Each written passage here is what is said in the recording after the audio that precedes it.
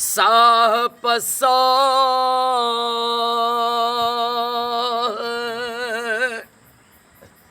जैसे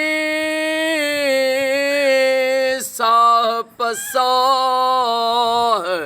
तैसे नीहन भाई बो जाने पो अल्लाह के रहूं दो कैसा भला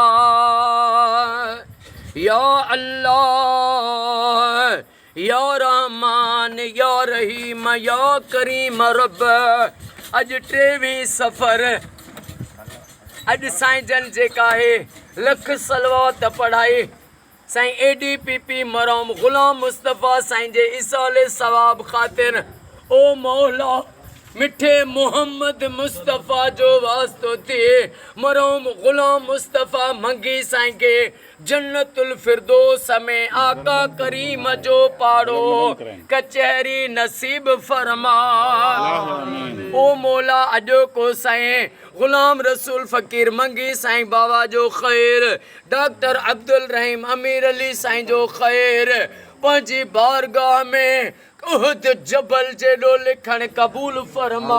आमीन। ओ मौला साईं गुलाम रसूल साईं के साईं जे सभिनी भाइरन के ADPP मरहूम गुलाम मुस्तफ़ा साईं जे पुटन बचड़न के क़यामत ताईं आबाद फरमा।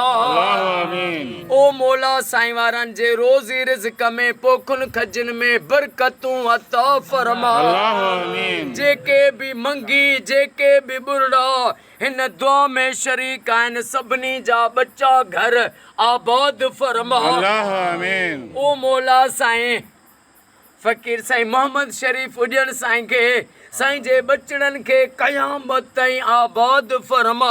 आमीन। मोहम्मद शरीफ साईं जे दिलनि जूं जोश तमन्नाऊं पूरियूं फरमा। आमीन। आवाज़ी अला वधायो भंड साईं जा क़यामत ताईं बच्चा घर आबाद फरमा। आमीन। हाकिम अली साफ़ी रिंद बलोच हाकिम अली शेख साईं हिननि जा क़यामत ताईं बच्चा घर आबाद करे हिननि जे रोज़ी रिज़्क़ इज़्ज़त में बरकतूं अता फरमा। आमीन। मां दिल जूं गुजड़ियूं ॻाल्हियूं मिटा तोखे न चवां त भला कंहिंखे चवां।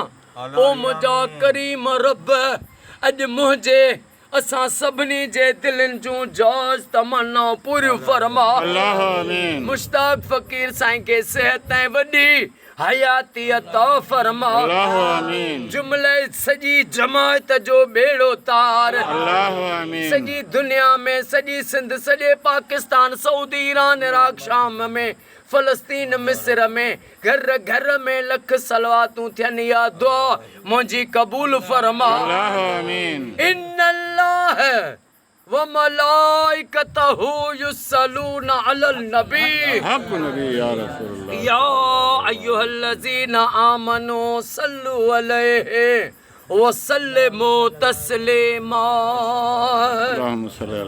अल्लाहुम्मा सल्लि अला मुहम्मद व आले मुहम्मद ला इलाहा इल्लल्लाह मुहम्मदुर रसूलुल्लाह नारे हैदरी।